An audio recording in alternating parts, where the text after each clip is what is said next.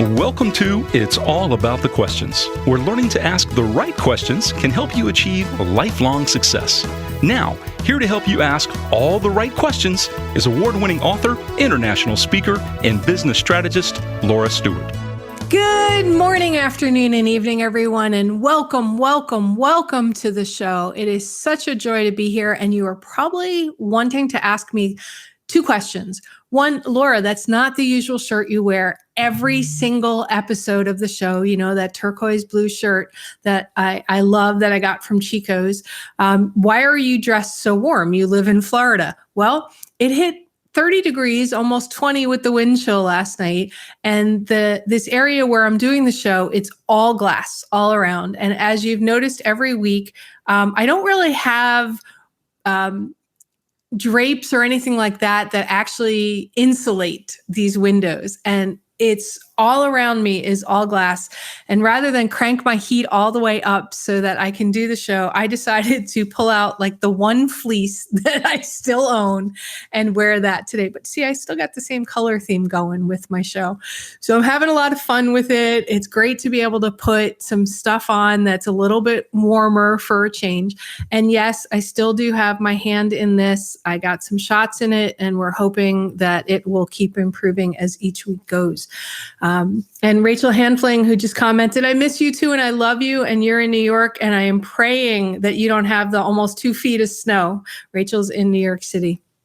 I've got a wonderful guest for you today that my friend Jackie Lappin said, you must interview her. She's wonderful. Her book is lovely. And on top of that, she is supporting women and women in tech everywhere. And as most of my listeners know by now, I am a geek, although I prefer intellectual badass. And I've been a woman in tech for as long as I can remember. So I love to support anybody in tech, especially women that are challenging the norms for growing their businesses and doing that math, engineering, all the STEM stuff that I love so much. So my guest today wrote this just beautiful, beautiful book. I mean, it's small but mighty. I mean, I've read this and I reflected on it and I got goosebumps. But what I love most about it is it's a story for the ages. It's one of these books that I think everybody should read because what it does is it makes you think. It makes you think about intention, about purpose, about reflection itself, reflecting on all aspects of your life. So I want to bring on to the show Pat Alva-Kraker, who is going to talk about the book and more. So Pat, welcome to the show. Hey, Laura, it's great to be here. Thank you so much. It's a pleasure and an honor to be chatting with you about the book and also making an impact with your audience. So yeah, let's have some fun. Yeah, I'm so excited to have you on. And I know that we've talked about this. I swear I must have crossed paths with you somewhere. I just can't remember where or when, but either or you're like me. Everybody goes, I know you. And I'm like, no, I just have that face. Your journey to me is really interesting. You worked in the aerospace field. Mm-hmm. Right? Yes. Which is not a path that most women go into. Now, I live here in Florida where literally rocket scientists abound everywhere I am. And I've met rocket scientists that worked on Gemini and Apollo, which by the way is so cool. Yeah, it's the neatest thing when you get to meet these people. What drove you to take that route with your life? Interesting.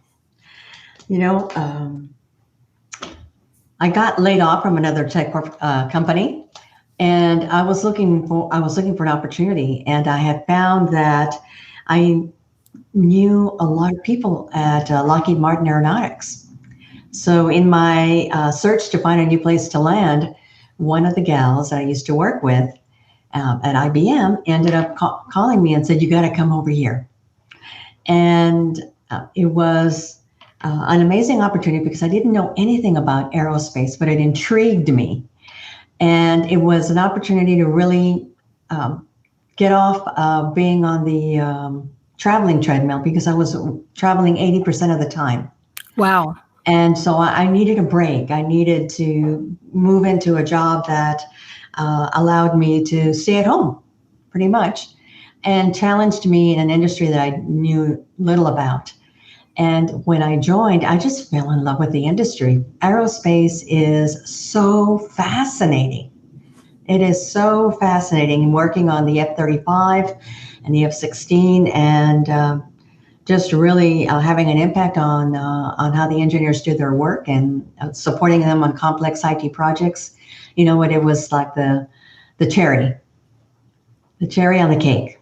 A great way to leave corporate America, having really made a difference in this industry. Well, it's interesting because you say leave corporate America, right? Your career was definitely some of the purest corporate America you could get, right? IBM, Lockheed Martin, and now you have your own business where you help women succeed. Do you work with men at all in that process, or I think it's strictly women is your sweet spot, right? Yeah, women are my sweet spot. Yeah. I had a real passion for that when I first started my career in corporate. Both of these industries are male-dominated industries, and so I found very few women that look like me. And when I did find them, I immediately gravitated to them because I wanted that connection, and I wanted to be supported by other women, and I wanted to support other women as well. So as I ran into women who had a hunger to, move up the chain and become an executive, I said, let me help you. Let me help you get there, because I want to see more women move up, and I just have the gift of mentoring and coaching.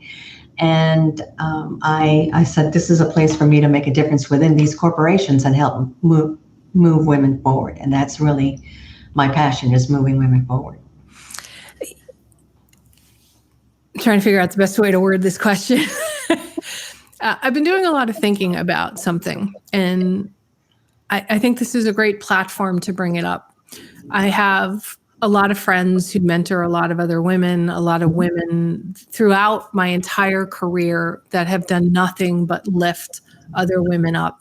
Right. Yet there's this thing that still goes around about how women are not helping other women. And, I'm not really sure exactly what the question is. I know I want your insights on this, but nobody ever talks about the men who don't lift other men up, at the same time. I really don't think this is a thing, women not helping women. I think it's more a thing of people not helping people. There's always going to be people who are not going to lift you up, and they're only going to stand up for themselves and try to knock somebody down in order to help them be up. From your experiences, both corporate into, like me, we did our careers in male-dominated fields. What's your thought on that? Do you see this happening or not happening? I do see it happen. And I agree with you, Laura, that it's not gender specific. That, it's the personality of the women that you may be surrounded by or encounter. Because I think men do the same thing. We just don't talk about it. Right. It's just one of those things that men don't talk about. And for some reason, women do talk about it because we're more sensitive. And we notice when we don't see it happen. And we notice when we don't get supported, we're just more aware of it. So I don't think it's women specific. And it is a shame that some women have noticed and have, been surrounded by women who are very, very intelligent, where the women just had a different attitude about moving themselves up in the world and whether they wanted to bring others along with them. So, yeah. What do you say to women that you're working with when they're encountering things like this? Mm-hmm.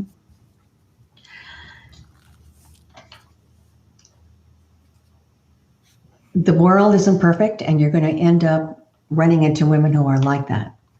So I believe in living through intention. And so it's very, that's a main message in my book. So I tell the women, bring into your world the women that you want to work with, the women that you want to mentor you, the women that you want to be a part of a circle of, and do it through thoughtful intention. Be specific on the women that you want to be around and what specific characteristics they have, the type of relationship you want to have with them, and start attracting that into your life. I love that. I love the whole idea of being intentional around the people that you bring into your life. 2 weeks ago, I had Nicole Scheffler on my show. I don't know if you know Nicole. Mm-hmm. I just love her to death. And she was on the show and we were talking about how intentional she is about pretty much every aspect of her life, building her career, building her successful podcast, her separate career outside of her career, and all of those different things.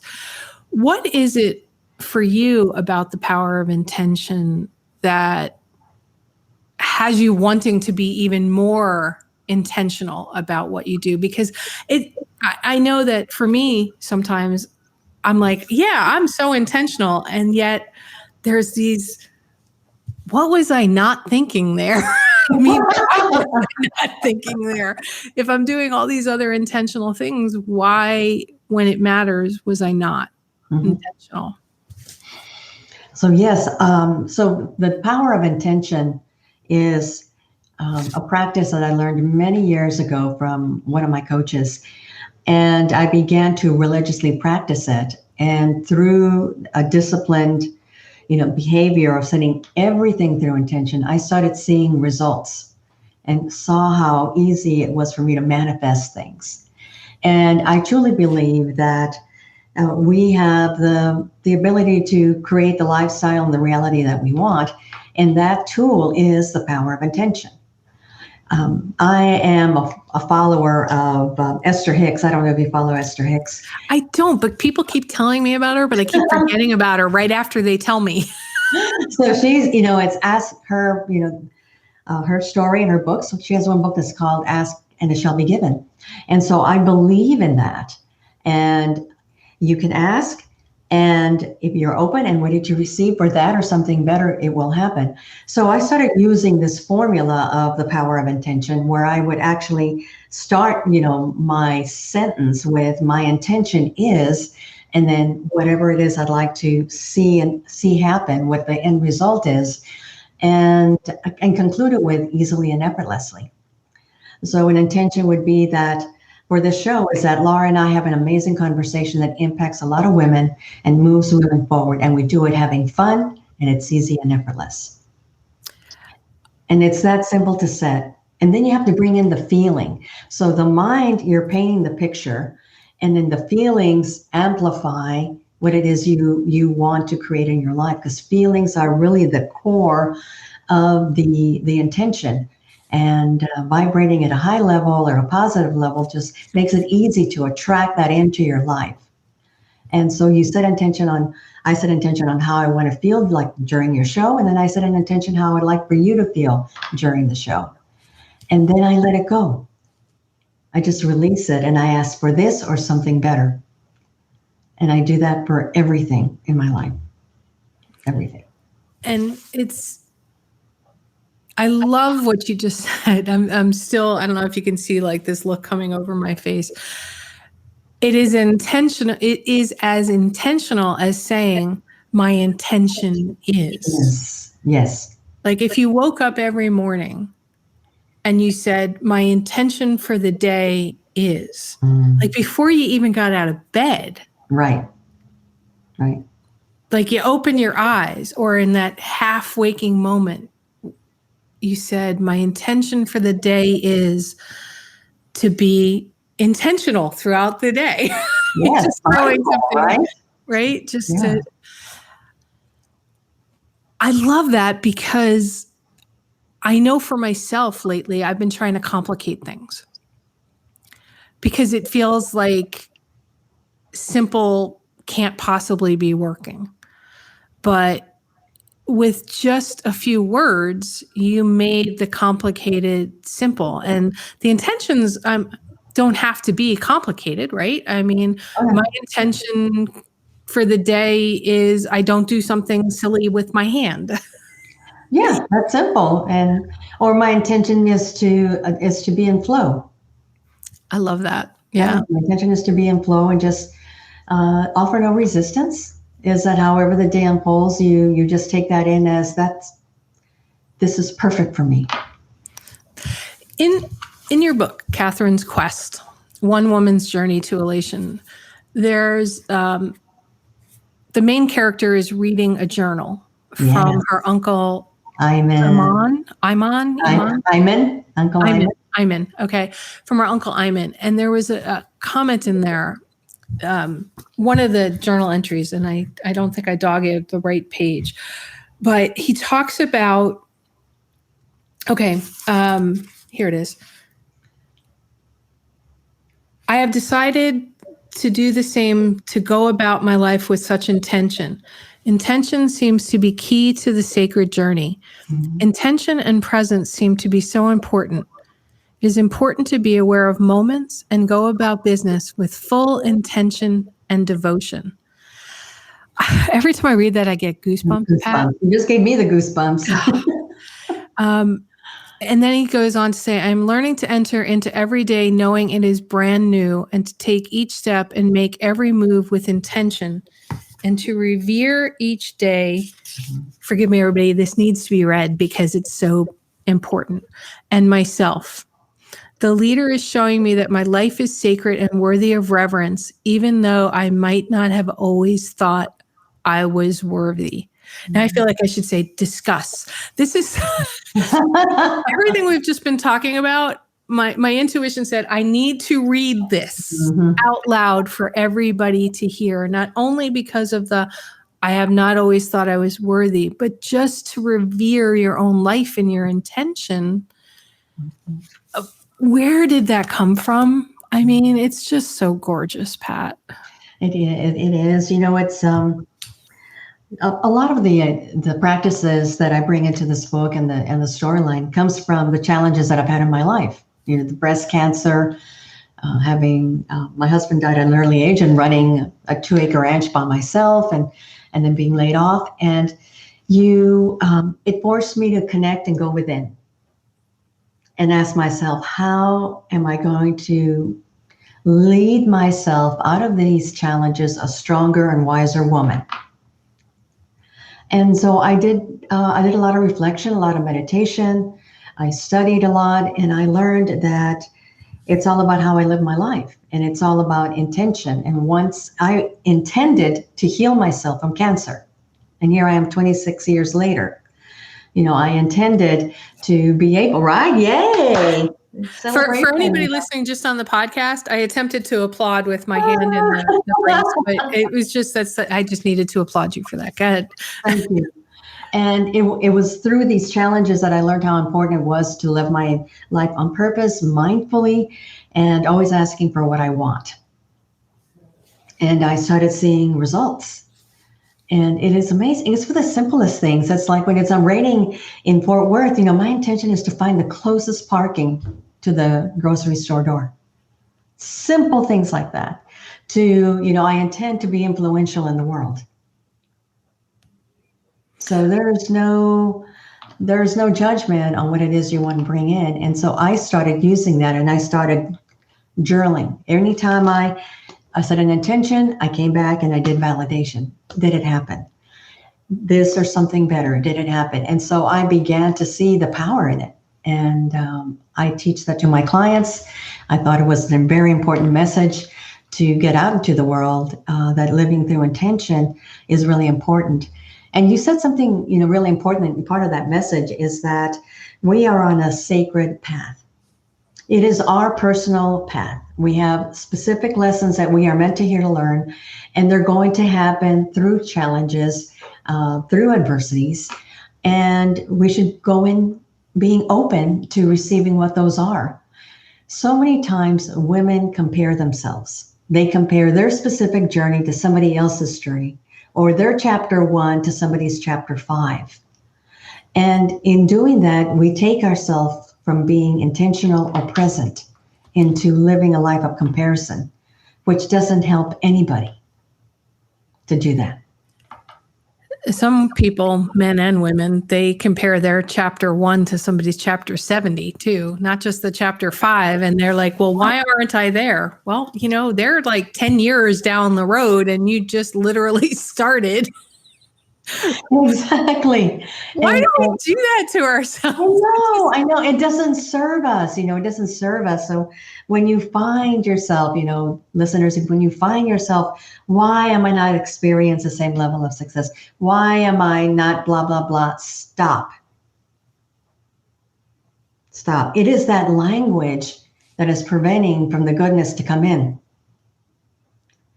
Change the question to, why is it that I am so successful in my business? Oh, say that one more time. Why is it that I am so successful in my business? Change the question. Have you noticed with all of the work that you do that some of your clients almost don't start because they're looking at where somebody else is? So they can't even start their new journey or start another level of their journey because they go, well, I'll never be able to get to their level of success or to any level of success. And if you do, what's your advice for somebody, one of my listeners that may be going, there's no point in starting now? Right. So what I tell my clients who do that comparison, and there's this fear of beginning, is I say, you know what? You're exactly where you need to be. You're exactly where you need to be. You want to start your business, you're exactly where you need to be in your business. Don't question your level of worthiness. Don't doubt yourself. Don't feel like you don't deserve it. Don't set a bar that's not realistic for yourself. Everyone has their own bar, their own journey, their own lessons. You have yours. Stay in your lane, accept where you are, and start from here, right here. I have a book title for you for your next book. What is it? You should write a book called The Fear of Beginning. Yeah. I think I'm going to write a blog post on that. But people have this fear of beginning, right? This idea that why should I bother getting started? Or I don't know enough to get started. And in your book, you talk about this, that whole concept of your main character, as in with one hand turning the pages, your character, Katherine. I love the graphic, the illustrations. Beautiful. They're just such beautiful illustrations. She had this great beginning. She had a really successful business. She was married, all this other stuff, and it opens up with her business ends. Her husband leaves her. She has to move. And then she finds this chest, which has this journal from her uncle. And she was sort of paralyzed until she found the journal. I know I'm focusing a little bit about this because I can almost hear my listeners going, because of everything that's been happening this last year, they're afraid to literally set foot out the door. Yeah, I know. I have friends that are in that place. Yeah. So do you have some advice for those who are listening of maybe like the first intention they can create, or some steps that they can begin beyond reading this book, which was really helpful for me too. And I consider myself pretty evolved, but also not evolved at the same time, which is why I do this show, because I love perspective shifting stuff. But this book is about islands and different processes. It's a parable story, like my favorite book in the world, The Go-Giver, by my dear friends Bob Berg and John David Mann. So could you provide a question, a thought, some advice for that to get past that paralyzing? So I approach it different ways. So I am afraid of, and really get underneath this. Getting underneath that? What do you think is causing that fear? Because it's a level of uncertainty. And all this environment, the media, everything that you're hearing people are saying are causing this level of fear. And we get to choose whether we believe that fear. We get to choose whether whether the world out there is fearful, or we trust ourselves and trust the process of life. So many times I say, so what's the worst that can happen? What's the worst that can happen? Okay, so what if they ask themselves, what's the worst that could happen? And they fill an entire journal with a list of what's the worst that can happen. The next question would be, is that true? Okay. And if they come up with, yes, it's all true. Really? then I would say, why don't we take those fearful statements and turn it into a positive? Okay. Turn it into an affirmation. I'm fearful of going out there because I think I'm going to get sick, right? People are very anxious about if they have any underlying conditions, if they don't step outside because they breathe or they get COVID-19, that it'll be the end of their lives. And I tell them, I said, what if you started your affirmation with, why is it that I'm so healthy? I feel great today. I get better every day in every way. Is turn that around. Start turning that mindset around into more of a growth mindset versus one that has you fixed into this box that has all these fears in it. For somebody starting out with the power of intention and that work, I can hear my listeners, because my clients say this to me all the time too, Pat. Well, but I remember today, I won't remember tomorrow to say those things. Oh, okay. All right. So yeah, I love that. I won't remember today, so I can do it tomorrow. So one of the things that when I work with my clients is I work on a morning routine. Powerful morning routine. That is, the foundation is that of having you feel strong, empowered, confident, healthy, that you can take on the day.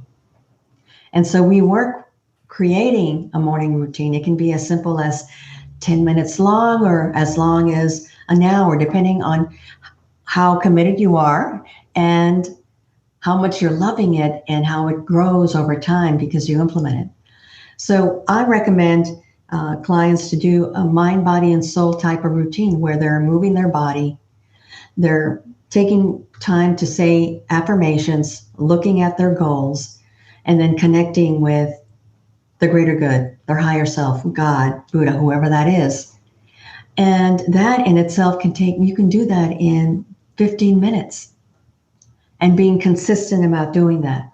Because the truth is, everybody has a morning routine. The question is it empowering? Everybody has one. Okay, Everybody wait. has I just need to process that for a second. Okay. You said everybody has a morning routine, but is it empowering? Mm-hmm. Okay, I want to cry right now. Mine's not. See, there's a lot of women that in bed pick up their phone and they start reading their email. And it directs their day. Or they get up and the first thing they do is they run to get the coffee. They press the snooze button on the phone 2-3 times. That is all a morning routine. That's a routine. Do you see the tears? I'm not kidding. Wow. I feel like I got hit by a 2x4. Thank you. You're welcome. Wow. So what to you, and I know it's a very individual thing, okay? Yes, it is. What is empowering for a morning routine? I'll just give you an example of mine.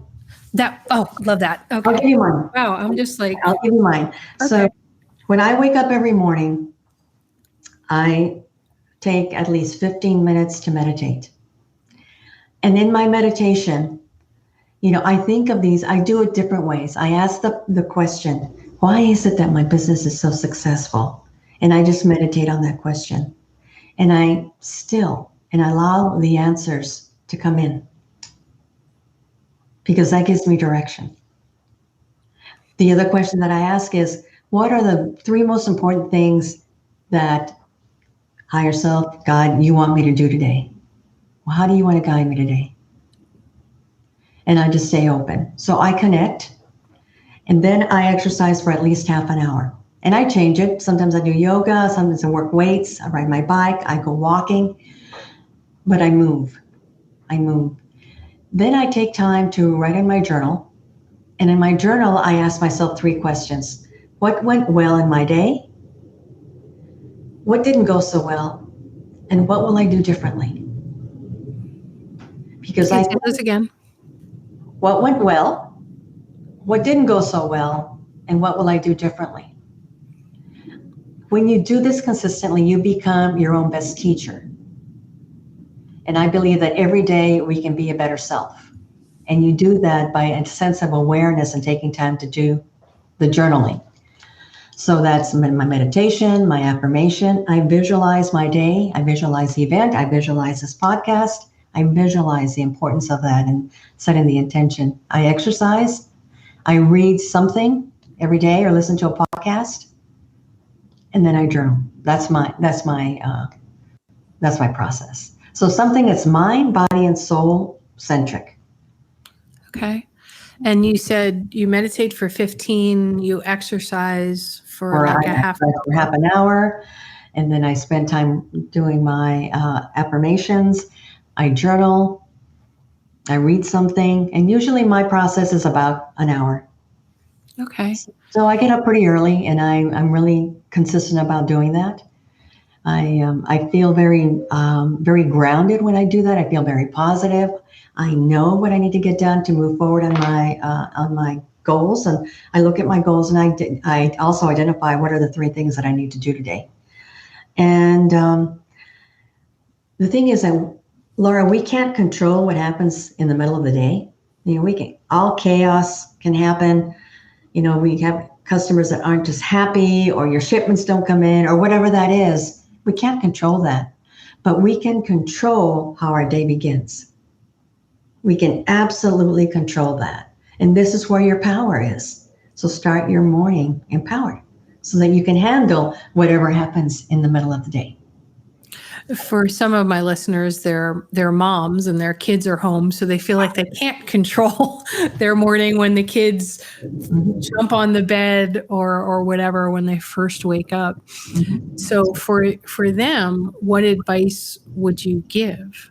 Okay. And also, I'm just going to throw this in there as well, because you have a very well developed and it's become like that's how you start your day. It's an hour long and whatever it is. But because we talked about how we don't want people judging your day 7, your chapter 75 to their chapter 1, can we speak to that as well? Right. For somebody who has no morning routine, they don't have to start with an hour.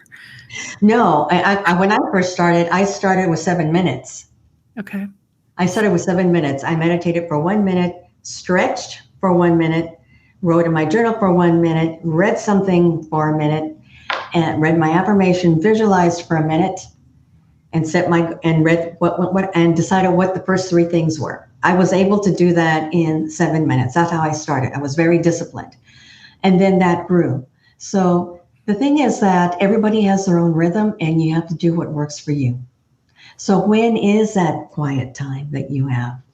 Find that quiet time. Maybe it's only 5 minutes that you find that quiet time. When is that when you can actually, if the kids take a nap or they go to school, and you can take that time to journal, to read? When is that time where you can listen to a podcast? Maybe it's when you're driving, taking the kids to school or whatever that is. You find that rhythm that works for you. And maybe it's at night. And if it's at night, you know what? It's at night. It's at night. And it's just about taking some just time for yourself to really ground and grow and ask and be. whenever that is. I love that, which moves me to something that kind of builds off of that, which is also in your book. I don't remember which island it was. Forgive me for that, but I think it was the second island, the second parable, where, because I have this picture of your character Katherine as she's packing up her house. Yes. And she's getting angry and she doesn't really want to look at some of the tough emotions. Now, for somebody that's trying to move towards living more intentionally, creating a more intentional life for themselves, some yucky stuff can come up that may be blocking you for that. How do you work through or advise your clients to work through, well, I'm saying that my business is a success, but it's really not.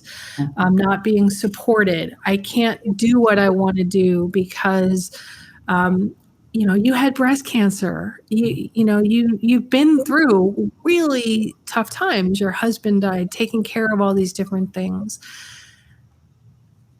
It's not easy for a lot of people to allow themselves to feel all those things. Yet I feel that in the book you put it so beautifully how important to create new intention it is to be able to acknowledge the tough stuff. It is true. And you're right. I mean, we all have those tough moments. I still have those tough moments. And what I say is there's different ways you can do it. You can sit down and take the time to write that out. What is this causing within me? And just empty out your heart and soul on a journal and just write it all out. And then, you can throw it away, but find a way to actually get that out. If it's on paper, if you're a writer, that's a great way to do it. If you just need to sit with the emotion and sit with it and say, okay, right now I'm really angry or I'm really disappointed or I feel like a failure or whatever that is. It's just to be able to sit with it and acknowledge that that's how you feel.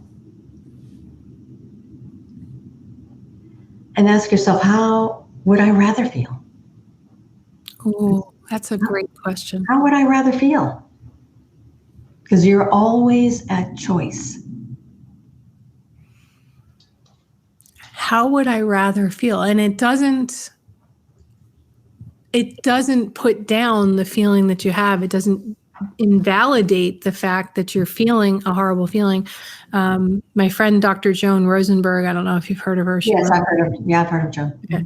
I love Joan. I've had her on the show, I don't know, 4 or 5 times because her work, 90 Seconds to a Life You Love, is so beautiful.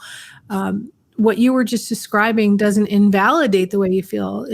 You're in your book as well. It talks about you need to acknowledge all of those feelings if you want to move forward, because stuffing them down doesn't move you forward all the way. There's always some part that's kind of stuck there. And if you can acknowledge it and let it heal, as a friend and therapist says to me, hug those emotions. I like that. He's like, just hug that part of you that is feeling that emotion, because it probably just needs love. And I think that's the third island that you talk about. was the third island love? They're so fun. They're all so fun. Right. Well, we talk about resistance, right? And Socrata is one. It could be the island of Socrata, because Socrata is about responding to life versus reacting. Okay, so fourth island is love. Yeah. Okay. Yeah. Socrata is also, and what we're talking about here is also associated with, are you living life or is life living you? Okay. Are you living life or is life living you? Everybody, you should be asking that question. And if you want to post that life's living you, feel free. We're here to support you. Okay, so go ahead. So if somebody realizes that life's living them, Pat, what does that mean? Right. So what it means that you are reacting to life versus responding to life. So people say, what's the difference between reacting and responding? No. When something in your day, unintended, however you choose to label it, right? Responding means that you step back, you connect with your higher self, with God, whoever that is for you, and you wait for the best answer, next step for you. You wait till you hear it, and then you take action. Versus reacting, where you just take none of that. You just immediately just say something, do something without thinking it through, without feeling it through. Sort of like when you're driving in a car and somebody cuts you off and the initial reaction is to flip them the bird or curse or whatever. That's a reaction. That's a total reaction. That's a reaction. I've gotten to the point now where somebody does that, I go, I send a prayer up. Please, Lord, let them get to where they're going safely. I don't know what's going on in their life. Mm-hmm. Because when my parents were still alive, my mom would call and say, your dad's fallen. I've called an ambulance. And because he had Parkinson's, and I would get in the car and drive as fast as I could to go those 12 miles. And, I'd go through that pink light, mm-hmm. Or I'd be cutting in and out of traffic because I just needed to get there. So I've been there. So my now reaction is not to curse the person out, but to go, Lord, they may be on the way to some crisis. Let them get there safely. We've all been there. Exactly. A lot of us when somebody's especially nowadays, Yeah. But it took a while to get there. Took a while to get there, but it's a perfect example of responding to life. Yeah. Coming from New York, my first reaction was always to flip the bird when somebody did that. Born in Brooklyn, raised in the Bronx, and then Yonkers. It's just that was the reaction to traffic. You just did that, and then my parents taught me you don't know what somebody's going through. Right. So take the breath. Yeah. Right. Having that level of. Yeah. When you were writing this book and when you work with your clients, Pat, I can imagine, because I know it goes through my clients' conversations with me when I'm trying to work them through stuff, but I'm curious to your perspective. They almost feel like they don't have the time to respond, that life is so busy and work is so busy that if they take the time to pause, mm-hmm. that they're going to miss out on an opportunity, that they're going to get even more behind. What do you say to that? And how do you advise my listeners to help them find that, even if it's a 1 second pause, mm-hmm. to think or breathe, take a breath? Right. Really. It's true. I found that the most productive people slow down. They slow down. They don't rush through life. They slow down in their day, because that's when you slow down, you're better able to hear what is being said to you. You're better able to be in your body and fully present, being on that wheel, just going, when it would be to your highest good to just step and be versus doing all the time.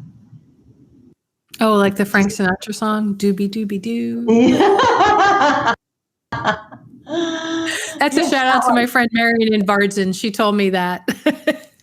I love him. So yes, it's slow down. Slow down. Okay, but how?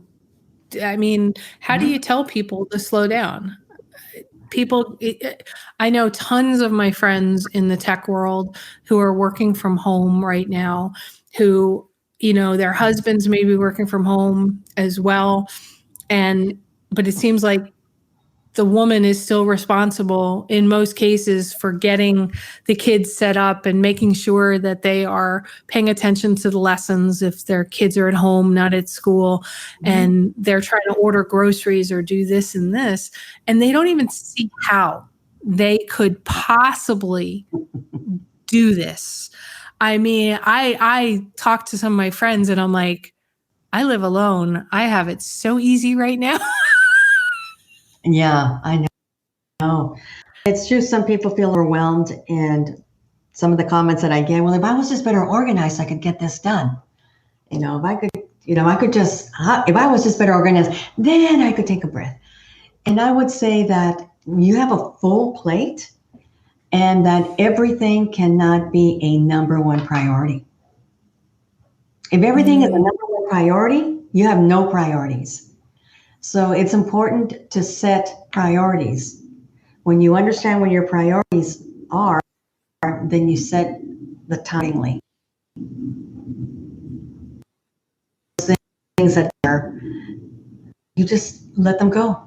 You delegate them. You give them to somebody else to do. You ask for help. But you have to understand, it's really important that you understand what your priorities are and that you allocate your time accordingly. And try not to boil the ocean all in. Is it really important that all these things get done? Who can help me with this? Is this a urgent and important task? There's got to be a thought pattern of how you're using your time and what matters so that you can slow down, take a breath, in minutes every hour to just, kind of sit back and chill and stand up and move. It's just what is really important to you. Important. I've never heard the phrase, don't try to boil the ocean in one day. I've never heard that phrase before, but it's so perfect with what you're just saying. A lot are trying to boil the ocean in one day. Mm-hmm. You can't drink an ocean in one day either, so just take it one sip at a time. Mm-hmm. I like that. That's wow. You're just so brilliant. It's. I'm so glad Jackie was like, you have to interview Pat. It's the lessons that I've learned along the way. Now, you talked about a morning routine. Do you have an evening routine as well? Because everybody talks about the gratitude journals and things like that. I do them and stop them and do them and stop them. What does your evening routine look like? So I start my unwind half an hour before I go to bed. So half an hour, I get into my PJs, I wash my face. During the brushing of my teeth, I say, what am I grateful for? Well, my teeth is for. What am I grateful for? And I like to read something inspirational. And so I'll read something, either I'll read or listen to something inspirational, because the last thing that goes into your mind is what your subconscious works on. So I want it to be soulful, really soulful when I go to bed, and it's something, I'm not watching a crime bed. That's really, really important that you not do that. And then is I do an exercise called unraveling. So in the unraveling, I just, sit on my bed and I just play back the day as if it was a movie. From the time I got up to the time that I go to bed. And I just observe myself in every situation. And I ask myself,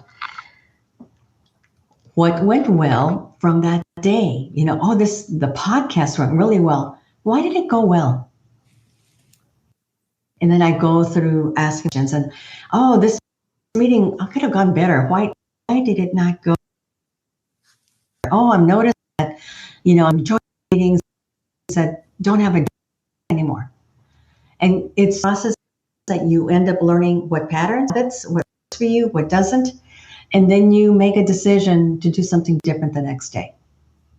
Do you journal the unravel? I love to journal everything. Yes, I do. I love to write. So I do journal what went well.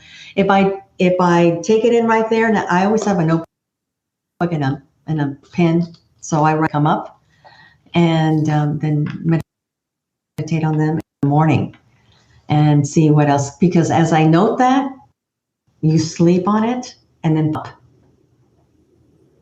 things come up, Can and you you wonder what that is. unravel from the end of the day to the beginning of the day, or does it have to be from the You can do beginning it of the day? You can do from the back to the morning. Okay. Either way, observe your life and notice the patterns and what you do and how you feel. It's an interesting exercise because I'm just thinking through it, going. A friend of mine, David Ralph, has a TV podcast called Join Up Dots. It's got like ridiculous numbers of millions of downloads because it's so good. But he talks about this linking all the dots together. Mm-hmm. So by doing the unraveling that you're talking about, you can actually see how an intention or lack of intention could have created what happened. Yes. I love the concept of that. I mean, I've gone back in my life many times and said what I thought was a really horrible thing that happened. When I look at what happened as a result of that, so many blessings came as a result of it. Like my brother passing, I still wish he was here, but I saw how it set a path of where my life ended up. And when I left my corporate job with Pitney Bowes and started my own tech company, those different things, how they do that. Do you ask yourself a question to get started in the unraveling, or do you just go, I'm going to unravel my day? I'm going to unravel my day. And then I start watching. Okay. And then there are questions, right? The same questions that you can use in your journaling is when you go through a situation, okay, so that went really well. So why did it go well? Where's the lesson in that? So you're asking all the lessons that contributed to the success in certain things. And then you're also looking through, okay, I learned I could have done this better by doing X, Y, and Z. So that you become your own guru. You're your own best teacher. School is unraveling. I love that. We're getting close to the end of the show, so I want to make sure that you share how people can get your book, reach out to you if they have questions, or just reach out. Yeah, I love it. I'm a communicator. I love to communicate. So on my website is coachinggroup.com. You can actually download chapter 1. You're going to fall in love with the book. Oh, totally. And you can go back and order the book from my website. I also on my website have provided a journal to go along with it and affirmation card. So I'm going to have to get those. For your show, I will send them to you. Oh, thank you so much. Just give me your address and I'll send them to you. Okay. You can make you're blipping. Experience. Hold on. Oh, you blipped, you froze. So start that part over again. So to make it a experiential experience for you, yourself in the book and then getting the affirmation cards, and they all connect with every island and every chapter. So you can order the package for a leader in your life. It's Valentine's. Order this package for someone that's a leader in your life, a woman leader. I could see moms buying this for their daughters. Absolutely. I had a lot of those for Christmas. Yeah. A recent graduate, somebody in high school. I mean, I just think this book is so beautiful. Have you considered writing a study guide for it if you don't already have one for? I have associated a coaching program with it. Okay. And a coaching program with it. And retreats. I also do retreats. So it's become a core of my business. So I embed it into everything that I do. Okay. And once again, how people can get to you, get to your book, order the package with the journal and the affirmation cards as well, and maybe find out about the coaching. Yes, absolutely. That's majesticcoachinggroup.com. There's a tab Quest. Click on that and you'll learn every book and how to order and download. There's a contact form. I invite all your listeners who have bought the book, who want to have a conversation around it. I will offer a free strategy session on the book so that I can help move you forward. I'm on social media under Majestic Coaching Group, Facebook, LinkedIn, and Instagram at Alva-Kraker. And thank you for giving me an opportunity to educate, inspire, and empower your audience. Oh, well, I'm so glad that I got to read the book and got to know you, and we'll be chatting more. We didn't go into a lot on this book, but what I read out of here for those listening right now, if you missed that part, that's the beauty of podcasts. You can go back and rewind. If you weren't listening to us live, it is going to be out on all the social media platforms. You can get it on podcast or whatever. But Pat, I just want to say that it's one of the most beautiful stories about why intention is so important I've read in a really, really, really long time. And I read hundreds of books a year. So just thank you for putting your words to paper in here, because it is truly a blessing that you put this book out. Thank you. I appreciate that. All right. And majesticcoachinggroup.com is where they can buy the book from and the other pieces as well, and get a free coaching strategy session to help people maybe figure out their first step for their intention. Great. Yes. Well, thank you so much for being on the show today. I appreciate you. All right. I appreciate you too. As you can tell, I just love the book. And you brought me to tears today, because I realized, listeners out there, I was brought to tears because I realized my morning routine was not empowering me. I always thought that it was, but it's so not. That's beautiful. So hopefully everybody will take that forward, who are thinking that, I can't achieve what Laura did. I'm learning every day, and I'm certainly not perfect. Me too. Yeah. All right. Hang on. I'm going to close the show out. But, thank you again for being here, Pat. You're welcome. All right, everybody. You can tell I love this book. I love the story. I've been talking a lot the last few weeks about intention, even last week with John Warlow talking about selling your business. It is so much about intention, where you place your intention. And it doesn't have to be hours worth of intention. Start out slow. Make one intention for your day. I know what I'm going to be doing now is setting a new intention for my morning routine. So I'm putting out there to the world that my intention is that I create and step into a new morning routine starting tomorrow. And I'm just going to ask for whatever that may be. So I would love for all of you to share with Pat and I what your intentions are. Put that out there. Let us support you. Let us hold the space. And if you need help with us, reach out to me at laura@laurastewart.com on any of my social media. Reach out to Pat, take her up on her offer, grab a copy of the book.